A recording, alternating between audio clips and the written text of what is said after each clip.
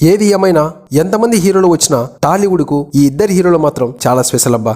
మరి ఇంతకీ ఆ ఇద్దరు హీరోలు ఎవరు, ఎందుకు వీళ్ళిద్దరే టాలీవుడ్కు స్పెషల్ అన్నది ఇప్పుడు ఈ వీడియోలో డీటెయిల్గా డిస్కస్ చేద్దాం.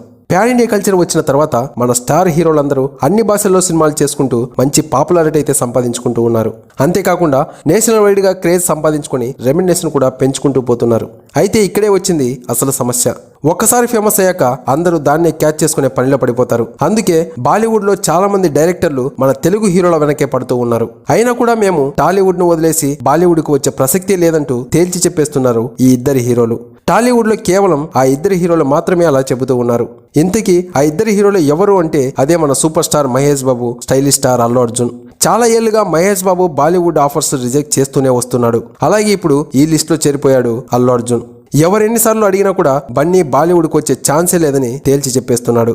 అయితే టాలీవుడ్ నుంచి కొంతమంది హీరోలు మాత్రం లాంగ్వేజ్ కి యాక్టింగ్ కి సంబంధం లేదని బాలీవుడ్కి అయితే చెక్కేస్తూ ఉన్నారు.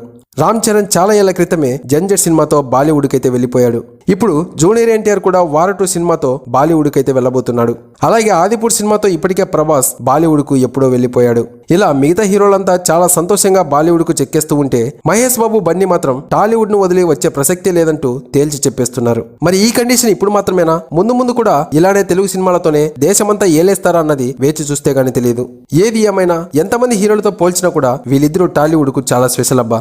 సో ఇది గైస్, మరి ఈ విషయం గురించి మీరేమనుకుంటున్నారో కామెంట్ చేయండి. ఈ వీడియో మహేష్ బాబు ఫ్యాన్స్ అలాగే అల్లు అర్జున్ ఫ్యాన్స్ చూస్తూ ఉంటే ఒక లైక్ వేసుకోండి. Thank you for watching. జై హింద్.